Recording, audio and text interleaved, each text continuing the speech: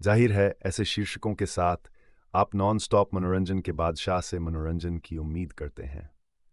और सलमान खान, अक्षय कुमार और प्रियंका चोपड़ा जैसे ड्रीम कास्ट के साथ साजिद नाडियाडवाला द्वारा निर्मित मुझसे शादी करोगी से उम्मीदें कई गुना बढ़ जाती हैं।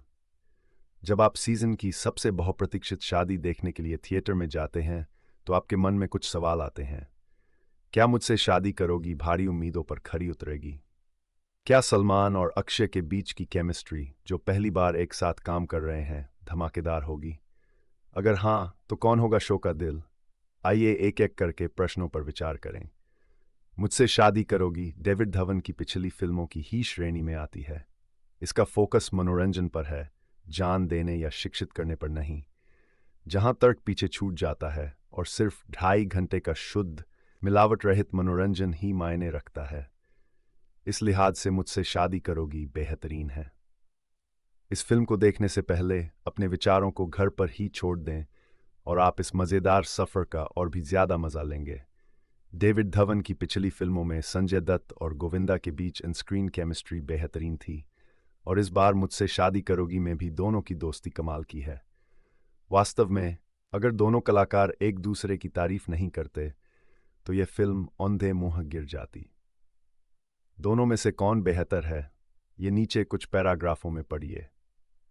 जब समीर सलमान खानी प्रियंका चोपड़ा के प्यार में पागल हो जाता है तो उसे पता नहीं होता कि उसकी खुशियां जल्द ही बर्बाद हो जाएंगी, और अपराधी कोई और नहीं बल्कि सनी अक्षय कुमार है, जिसके साथ समीर अपना कमरा साझा करता है और जो रानी के आकर्षण में फंस गया है। दोनों रोमियो अपनी प्रेमिका को पाने के लिए हर संभव प्रयास करते हैं। किस्मत से समीर जो भी सही करने की कोशिश करता है वह पूरी तरह से गलत हो जाता है, जबकि सनी विजयी होती है।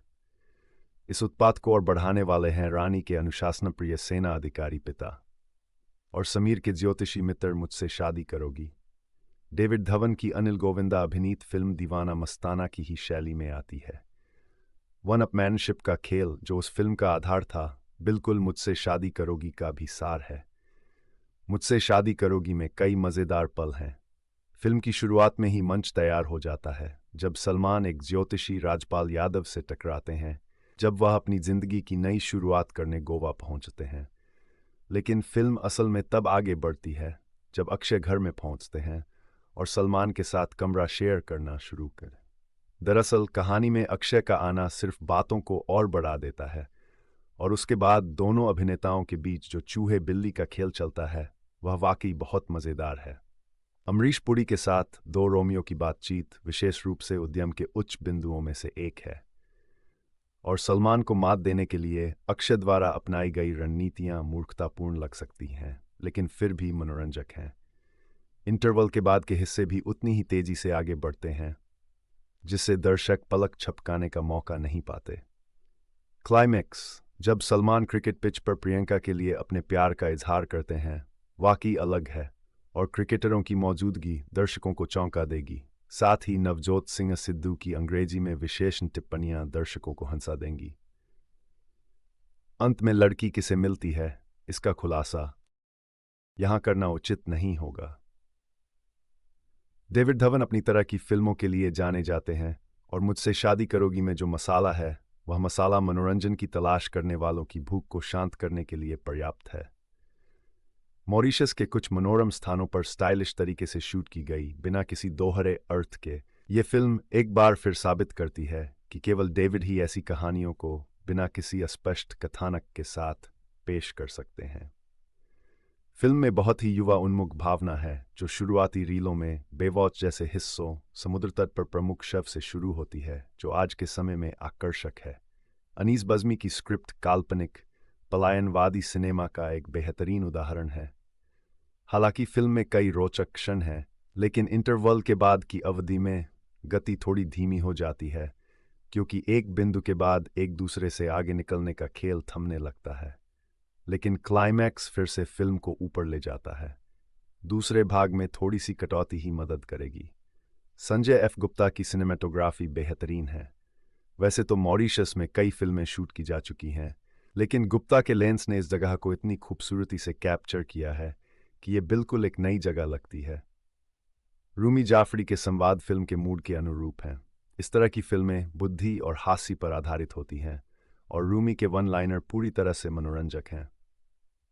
एक्शन सीन बेहतरीन है। साजिद वाजिद का संगीत स्कोर काफ़ी समृद्ध है।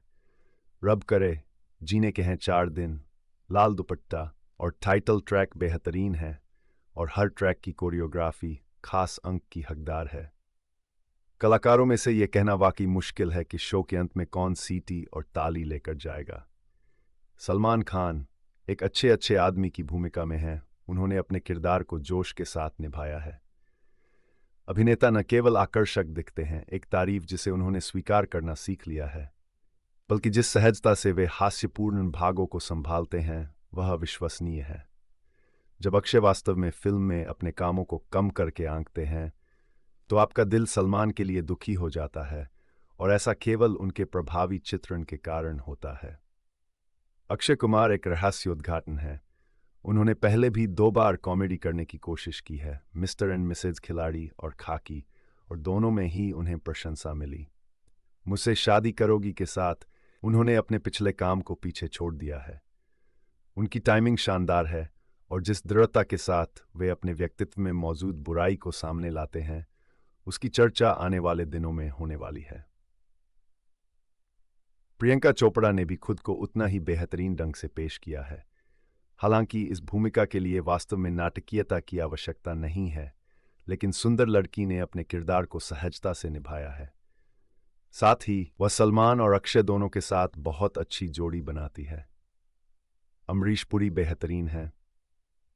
सलमान के साथ उनके सीन्स फिल्म की शुरुआत में जब सलमान उन्हें थप्पड़ मारते हैं से लेकर क्रिकेट पिच पर फिनाले तक आपको हंसाते रहने पर मजबूर कर देंगे।